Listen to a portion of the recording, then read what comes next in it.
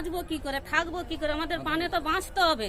এই যদি ECL management যদি এইরকম করে অত্যাচার করে, আমরা তো জিতে আছি, আমাদের টাকা দিলে আমরা চলে যাবো, কিন্তু তার উপরে আমাদেরকে এইরকম হেনস্থা করছে, দিয়ে লোক পাঠিয়ে দিয়ে মানহানি করছে। তাহলে কি করবো, এখানে কি করে থাকবো আমরা?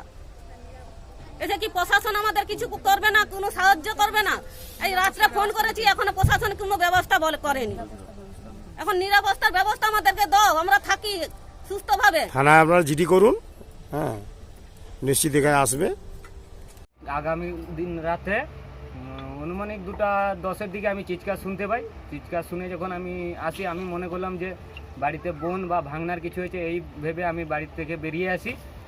আমার পিছনে আমার স্ত্রী আছে। আমি যখন আসি, আমি অন্ধকারে এখানে কাউকে দেখতে পাইনি, কাছাকাছি আসতেনি, আমাকে জনাচারেক বন্দুক দিয়ে ধরে ফেলে। আমি আর কিছু করতে পারিনি। আমাকে খিস্তাখিস্তি করে, সালাভাঞ্চত করে, খানকি ছেলে টেলে বলে গালাগালি করেছে। তারপরে হচ্ছে গিয়ে আমাকে বন্দুক দিয়ে ওদের কাছে আমাকে বসিয়ে দিল, আমাকেও মারধর করেছে। তারপরে আমার পিছনে আমার স্ত্রীও এসেছে, ওকেও খিস্তাখিস্তি করেছে, ওকেও বন্দুক দেখিয়ে আমার কাছে বসেছে। আমার দু বোন, আমার স্ত্রীকে আমি কোলের কাছে নিয়ে বসছি, ওরা তাতেও টানাটানি করতেছে। আমি ওদেরকে বললাম যে মেয়েদেরকে টানুনি, এরকম নোংরামি করোনি। ওদের মধ্যে 40-50 জনের মতন ছিল, তার মানে জন তিনেককে চিনতে পারছি। একজন ছেলে আমার পাশের বাড়ি, ওর মাসির ছেলেও আছে ওর সঙ্গে। এইসব আছে, ওরা দুটো জি ওই ফুকারটা দিয়ে উপরে দিয়ে দেখুন স্যার, তালি ফালি পুরো তোর বাপ থেকে সে আলমারিটা।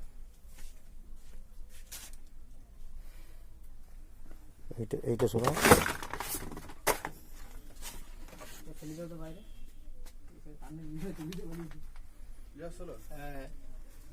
ওই যে স্যার এই যে লাঠি ফাটি ওই যে এইটি নিয়ে আসছে, যে রড ফট এই সব পড়ে আছে, ওই নিয়ে এই যে ওই যে রুল ওই ওই হচ্ছে এই যে রড, ওখানে একটা রড এই যে ভাঙছে, একদম খোলা হয়ে পড়েছে, ভেঙে গেছে। পুরো বলবি ওগুলো দাঁড় করে মেয়েদেরকে দিয়ে সবাইকে ডাক করে লোকজন কাড়িয়ে এখন সব আসে রে, ওই যে সাইকেল চলো বাইরে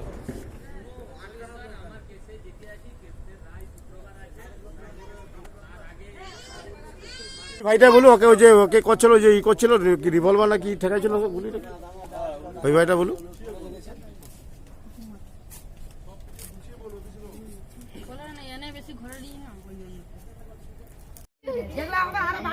কি ব্যাপারটা কি, এখানে কি হয়েছিল, কি গেল রাত্রে? এলে কেস নম্বর 317/2004। এই কেসে আমি অর্ডারে হাইকোর্টে আমি জিতেছি, ঠিক আছে। জিতার পরে এখন তমলুক কেটে কেসের ফাইনালের জন্য শুক্রবার আমার ডেট আছে।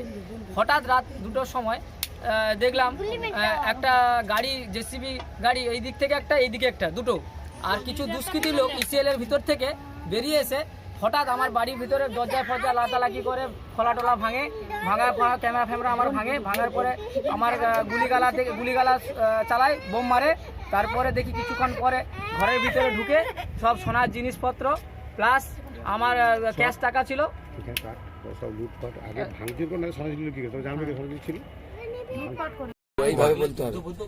বলো কিভাবে। হ্যাঁ, রাত 2টোর সময় এসে হঠাৎ এই দরজা লাত মেরে ভেঙে 40-50 জন লোক এসে বন্দুকের নলে আমার মাথায় মেরেছে। কে মারলো? তৃণমূল দুষ্কৃতী লোক বা ইসিএল এর ভিতর থেকে বেরিয়েছিল, ঠিক আছে। আর ও যে এসেছিল তার নাম হচ্ছে মনা মাঝি। বক মেশিন এসেছিল ওইটা থেকে। এইটা আমার গাড়ি টাড়ি ভেঙেছে। আপনারা আসুন, ভিতরটা দেখুন। আরো লোকটা বলুন, এই কেসটা আছে বলবি, কেসে জয় আছে। আমি কেসে হাইকোর্টে, আমি হাইকোর্ট থেকে সুপ্রিম কোর্ট থেকে সবকিছু আমার কোর্টে জিতে হাই আছি, মানে কেস জিতে এসেছি। তো হঠাৎ আমার কাল শুক্রবার, আমার আগস্ট এই শুক্রবার আমার কেসের ডেট আছে, হঠাৎ মাত্র এসে রাত্রে এরকম গন্ডগোল করেছে। আর ছোট ছেলেটাকেও মেরেছে 2 বছর 6 মাস। বুঝলি, গতকাল রাত্রি 2টোয়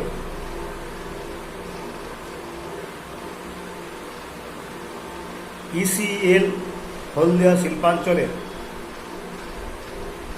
ম্যানেজমেন্ট বেশ কিছু দুষ্কৃতীকে জড়ো করে ওদের পাঁচিল সংলগ্ন একটি পরিবার বসবাস করে, যে পরিবারের কর্তার নাম সাধন মাঝি তিনি ইতিপূর্বেই পরলোক গমন করিয়াছেন। ইসিএল কোম্পানির বিরুদ্ধে সাধারণ মাঝি আদালতে দ্বারস্থ হয়।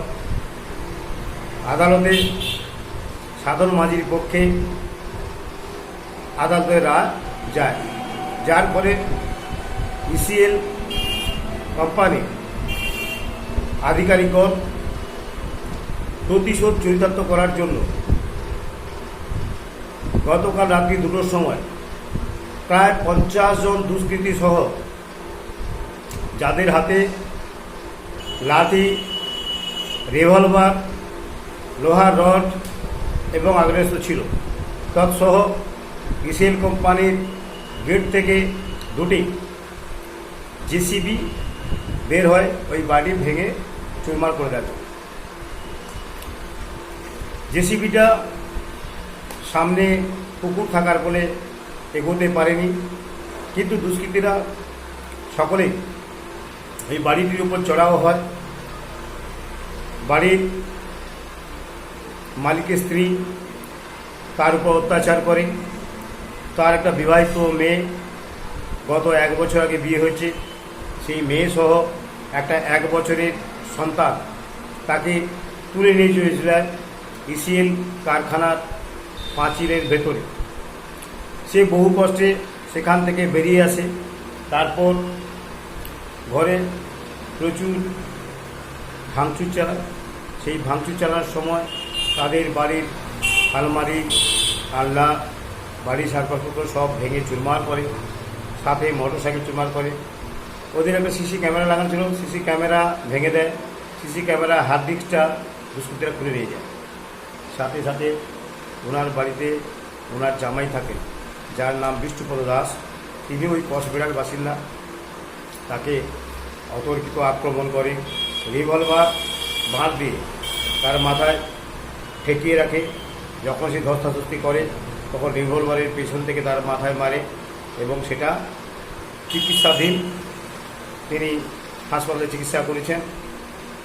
সামনে ভবানীপুর থানা, ভবানীপুর থানাকে ফোন করলে ভবানীপুর থানার আধিকারিকরা কোনোভাবেই সহযোগিতার হাত বাড়িয়ে দেয়নি। পরিবারটা আমাদের ভারতীয় জনতা পার্টির সক্রিয় সদস্য পরিবার, যে পরিবার খুবই দৈন্য দরিদ্র মানুষ। তার প্রতি এই অকথ্য অত্যাচার এই তৃণমূলের গুন্ডা বাহিনী সব ওই এলাকার বেশ কিছু মানুষকে তারা শনাক্ত করেছে। আজ সকালে ওখানে ভবানীপুর থানার মেজবাবুর নেতৃত্বে প্রায় 4-5 জন সিভিক ভলেন্টিয়ার সহ পুলিশ আধিকারিক আসেন সরজমিনে তদন্ত করার জন্য। সেই সময় ওই এলাকার স্থানীয় মানুষ বিক্ষোভে ফেটে পড়েন পুলিশ প্রশাসনের উপর। পুলিশ প্রশাসন আশ্বস্ত করেন যে থানায় ডেকে তাদের একটা মীমাংসা করে দেওয়া, তারা একটা ফরমান জারি করে। কারণ বিষয়টা টোটাল কেসের অধীনে এখনও রয়েছে। আগামী শুক্রবার তার কেসের লাস্ট একটা ডেট আছে, সেই ডেটে টোটালটা